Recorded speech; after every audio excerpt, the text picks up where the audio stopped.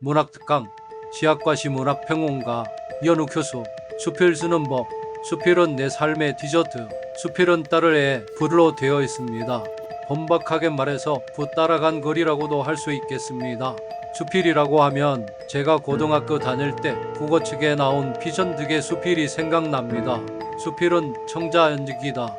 수필은 아니오 하교 청초하고 몸맵신 날렵한 여인이다. 수필은 그 여인이 걸어가는 숲속으로 난 평탄하고 고요한 길이다. 수필은 가로수 늘어진 페이브먼트가 될 수도 있다. 그러나 그 길은 깨끗하고 사람이 적게 다니는 주택가에 있다. 수필은 논리적 수필과 서정적 수필로 대별합니다. 전자는 요즘 입시에서 취급하는 논술이 여기에 속하고 후자는 피전득이 말하는 수필이라고 할 수 있습니다. 수필은 붓 따라간 글이니 누구나 아무렇게나 쓸 수 있습니다. 하지만 피전득이 말하듯이 수필은 청자연적, 난 학이라고 한다면 그 글은 무엇보다 기품이 있고 고고해야 한다는 말과 같습니다. 따라서 수필 쓰기란 쉽다면 쉽고 어렵다면 굉장히 어렵습니다. 그러한 수필을 쓰는 데는 몇 가지 원칙이 있습니다. 첫째는 경험입니다. 소설은 픽션, 즉 상상으로 만들어 갑니다만 수필은 상상이 아닙니다. 기본적으로 쓰는 사람의 경험이 바탕이 되어야 합니다. 경험은 물론 자신의 몸으로 겪은 것만은 아니고 자신이 머릿속에서 생각한 경험도 있을 수는 있겠습니다. 둘째 구성을 보면 소설처럼 도입, 전개, 위기, 절정, 대단원 같은 구조는 같지 않습니다. 논리적 수필은 서론, 본론, 결론의 구조를 보입니다만 주장을 3개 정도 제시하고 그 근거를 댑니다. 그리고 그 근거에 대한 부연 설명을 합니다. 이 부연 설명을 잘 해야 설득력이 생깁니다. 서정적 수필은 피전득이 말한 가로수 늘어진 페이브먼트를 산책하듯이 한가히 걸어갑니다. 물 흐듯이 흘러가면 됩니다. 물론 보석도 꿰어야 보배가 된다고 그런 경험의 감상들이 하나의 주제로 모아져야 하지만 그것은 쓰는 사람의 훈련에 의해 형상되어지리라 믿습니다. 셋째는 문체입니다. 사람의 목소리가 다 다르듯이 글을 쓴 문제 문장의 개성적 특색은 가지각색입니다. 제가 특별히 관심을 가지는 부분은 문장들이 진술이냐 은유냐입니다. 진술은 분석명제처럼 주어의 속성을 수로로 말하지만 은유는 주어의 속성과는 이질적인 수로를 갖다 댑니다.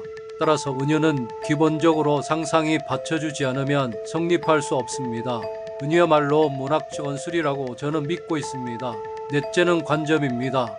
수필은 단순히 자신이 경험한 것을 나열하는 것으로 그쳐서는 안 됩니다. 그 평범한 경험 가운데서 자신만의 관점, 성찰, 깨달음이 있어야 합니다. 이것이 없으면 아무리 잘 쓴 글이라도 속된 말로 감고 없는 찐빵이 됩니다. 어쩌면 여기야말로 자신의 수필을 쓴 목적이기도 합니다. 저도 그렇지만 이른바 수필이라고 써놓은 것을 보면 개인적인 경험담으로 그친 거를 많이 보게 됩니다. 여행기도 수필인데 거기는 여행지에서 보는 정보를 주면 호기심을 발휘하게 되어 매력을 주지만 여기서도 자신의 관점, 깨달음이 있어야 수필로서의 품격을 갖추게 됩니다. 그 외 결정적인 것은 아니지만 그래도 주의를 기울여야 할 것이 있다면 항상 읽는 사람의 주의를 끌 수 있는 인상적인 문장으로 시작하면 좋습니다. 결말은 닫힌 결말이 아니라 여운이 남는 열린 결말이어야 하겠지요. 예를 들면 영화 긴급영웅의 마지막 장면에서 해리슨 포드가 상원 감사위원회에 출두하여 정보기관의 비리를 증언하러 갑니다. 이때의 의원들 앞에서 미주알 고주알 얘기하는 것을 마지막 장면으로 하면 이게 닫힌 결말입니다. 반면 해리슨 포드가 의회에 입장하는 것으로 끝내면 이런 걸 열린 결말이라고 합니다. 왜냐하면 보는 사람이 상상할 수 있기 때문에 여운이 남습니다. 아마추어와 프로의 차이는 고쳐쓰기에 있다고 할 수 있습니다. 아마추어는 정말 고생해서 한 편의 수필을 완성했다면 지시기도 하고 자신이 그럴듯한 수필을 쓴 것에 대해 자부심이 생겨 그것으로 그치고 말지만 프로는 직업적으로 고치고 또 고친다고 합니다. 수필은 마음만 먹으면 누구나 쓸 수 있으니까 얕잡아 보고 쉽사리 덤벼들 수 있으나 어려운 장르인 것만은 틀림이 없는 것 같습니다. 수필 잘 쓰는 방법문학 강의, 평범한 일상에서 의미 건지기, 평범한 일상에서 질문을 하고 답을 찾고 스토리보드를 써라.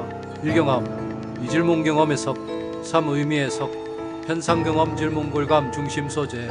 1대상 현상 자체의 의미는 저건 왜 저럴까에 대한 질문, 이 인간에게 어떤 의미인가? 사회 세상에는 어떤 의미를 주는가? 3. 인간이 행복하려면, 더 나은 세상이 되려면, 4. 타인과의 관계와 연결하면 문화에게 어떤 의미인가? 수필에서 중요한 덕목과 순서는 1메시지입니다. 2구조입니다. 3소재입니다. 4소재 확장입니다. 메시지 대상임이 인간임이 행복임이 타인임이입니다. 나에게 어떤 의미인가?